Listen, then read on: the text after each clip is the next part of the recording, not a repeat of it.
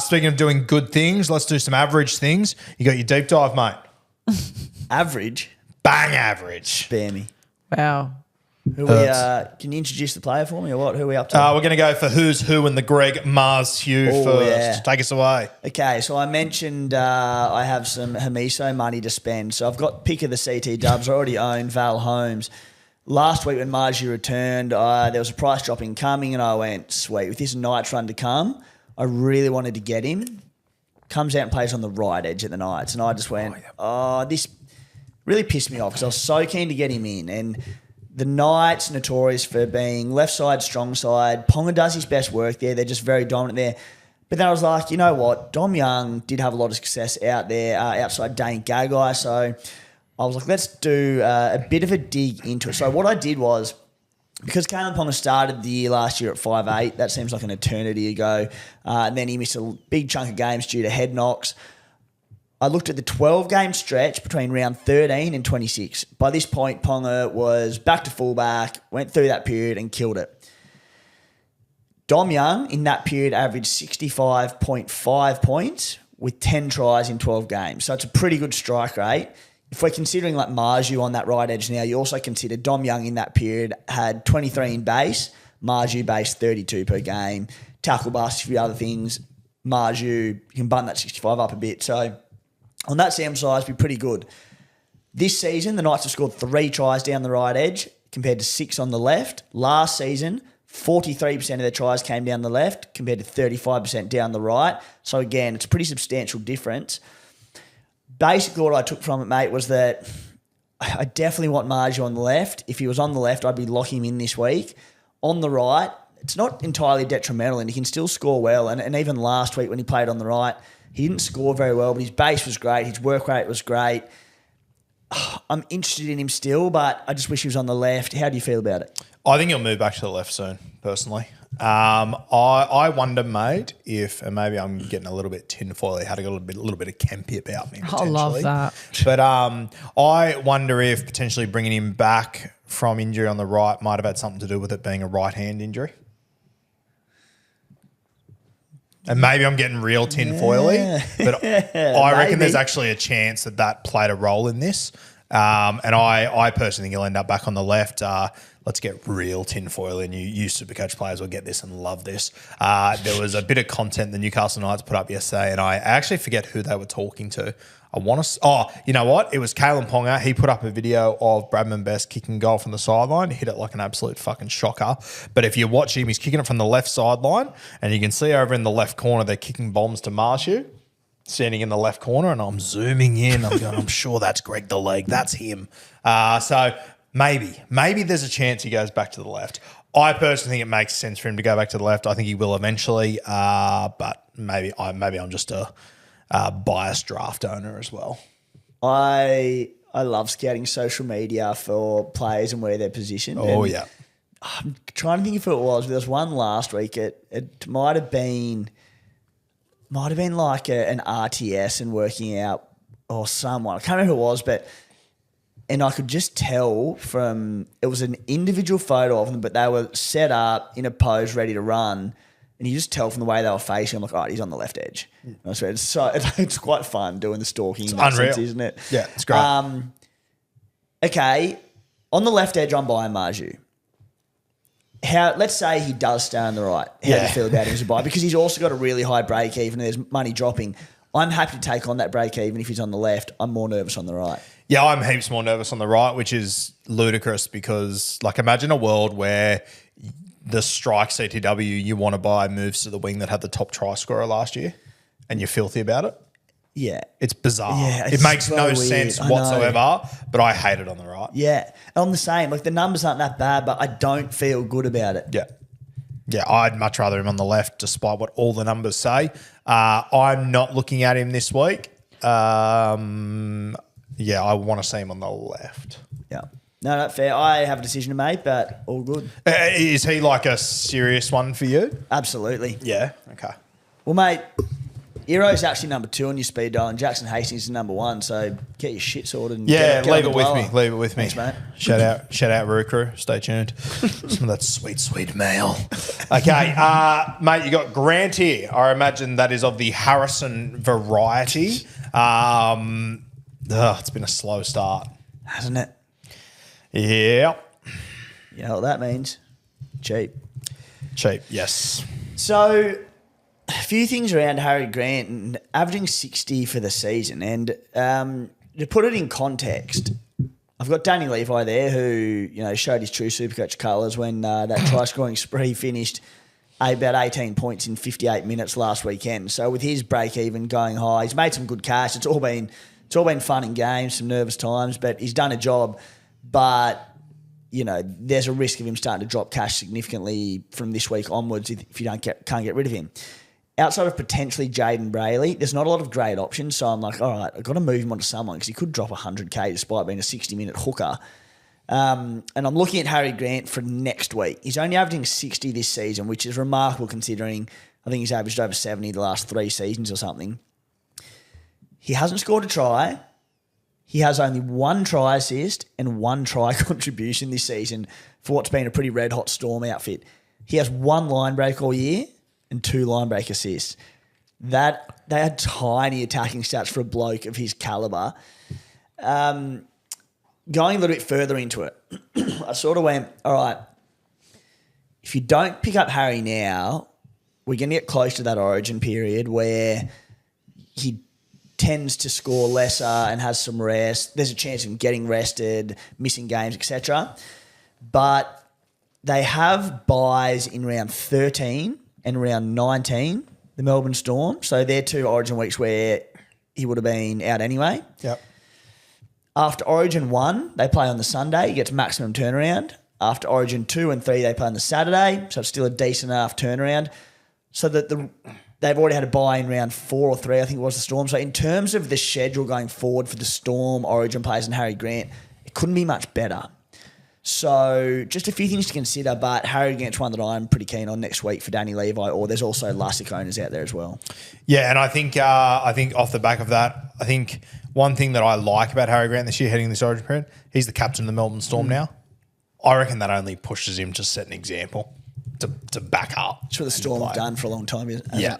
Yeah, and they've had, pretty handy captains as hookers before who have backed up consistently from Origin. I think Harry will take pride in that. My question to you is, though, Timmy, and we're in different boats but similar boats. Our boats are tied together in that we both have Danny Levi.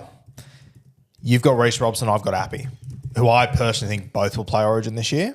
Do you agree? Probably, yeah. Probably. It's the team that I would pick anyway. Yeah. Are you okay to run with 2 Origin hookers during that period? At the risk of them both being rested, say, after Origin? Yeah. Because, and be left with no hooker, essentially. Obviously getting your top 13 scoring players for round 13, 16 and 19, so fine on those weeks. Yep. The risk is if they don't back up. Yep. I would back...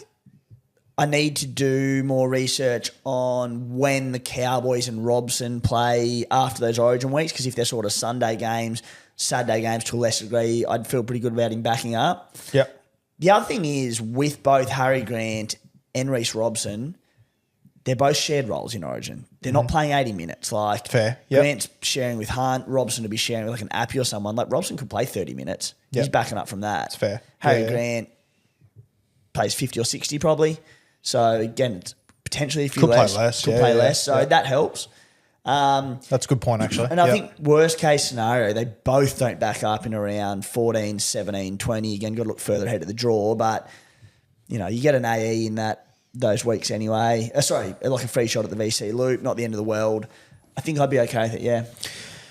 Yeah, the more I look at it, mate, the more I think, if I was to go Danny Levi to Harry Grant this week or next week, I would then have Grant and Appy. That might be me done at hooker for the year until I nuff out someone with about 6 weeks to go and free up a heap of Bicky and piss Tim off and absolutely ram raid him towards the back end of the season. You heard it here first. And, mate, it would almost lock me in for front row forward as well. If I had AFB, May and Curran, I think that'd be sweet. Yeah. So that's very appealing to me. Yeah, that's what I mean. I'm like, the fact that with the schedule that I just read out around Harry Grant, you'd just hold him for the rest of the season. Yeah. There's not like, even if he does get rested in one of them games, so be it, you still hold him. It's not a shit schedule where like he could get rested 2 games after Origin or whatever it might be. So, yeah, I'd feel good about it. I'm pretty tempted. So when we have a look at it this week, mate, Danny Levi, I think he's got a break even of about 55 odd. Harry Grant's got a break even of 82. Is this the week you have to make a move, or do you think you can wait till next week? I think, look, as bad as he's been, not as bad as he's been, but the 18 points last week for Levi, he's still playing 60 minutes. If he can come in at 25-30, gets a little drop. Harry Grant's also got the Roosters Thursday night, 7:50. It's also a tough game. So there's every chance that he can drop a little bit of cash as well, especially the way he started the season. So with more pressing trades, which we'll get to our trades shortly, that will have cash generation involved in them, I'm happy to wait a week on it. I'll tell you the other thing. Also, I wouldn't mind another look at Jaden Brayley this week. He's starting to build to big minutes. He's 311K. If he comes out and plays his 70 to 80 minutes this week, his base increases a little bit. If he can look a little bit sharper in attack, maybe little Levi to Brayley for about 60-odd K there. That's on the cards as well. Yeah, look, I think Brayley's an interesting one. I do think people are getting potentially a little bit overexcited, to be honest with you. He's played 60-plus minutes the last 2 weeks. He's scored 37 and 42. Like, he's at 311K. Yeah, that's why I want to have a look. He's also returning from a lot of different injuries. Yeah. So I'm like, you know what, maybe he's just getting a few minutes in the legs. But in saying that, when you look at Newcastle the next few weeks, Canterbury, Dolphins, Warriors, Tigers, Titans, Bulldogs again after the bye. It's not a bad little run. Yeah. Cowboys and Robson after Origin 1 play the Saturday. After Origin 2, they play the Sunday afternoon. That's also against the Panthers, who I think last year they rested players after the Origin games. And then after Origin 3, round 20, Sunday again at 6:15. So it's a great schedule for Robson. Like, it's wild. We're looking at round 20. Love it. Love it, though. Wouldn't change it for the world. Mate, Gussie Crichton, we already spoke about him briefly before. I think I will buy him this week. I think Joe Chan was the last nail in the coffin that I needed to move me to Angus. I think he's got potential to be a season-long keeper. What are your thoughts? What do you got over there? Just his history, mate, as a Supercoach player. We know that the last 18 months haven't been great ones for Gussie Crichton on off the field, but he looks in a good place, back playing great footy, 80 minutes the last 2 weeks. In that time, he based 59 and 65. But most importantly, mate, he's one of the best Supercoach tourists we've had over the past 6, 7, 8 years, whatever it might be. Those numbers, 2022, he averaged 66 in 75 minutes per game. Go back to 2021, he averaged 75. 2020, he averaged 76. He's so elite there when he's anything near his best. 459K, a break even of -21. As I said, back to playing 80 minutes. He's 459K, so we could be picking up a keeper at that price. Yeah, I got a feeling we might be. Yeah. Mate, Dylan Edwards, talk to me. It's not, by no means is this a deep dive, but I did think it was worth talking about because we never really talk about Dylan Edwards because he's not in our top tier of Supercoach fullback options. Yep. It's more one for the future, and mate, he has grown another leg, and you've seen it in his gameplay since Nathan Cleary's been out, and it's translated Supercoach wise with scores of 120 and 119.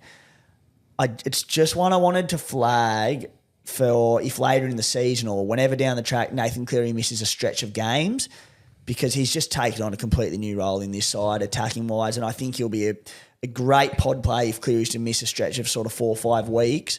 It was hard doing a bit of I did start to have a look back into his history without Cleary, but a lot of it's been around Origin period when other players have rested and it hasn't been the same Penrith outfit. So just one to monitor because, mate, it's been huge the last few weeks for Penrith and one for down the track.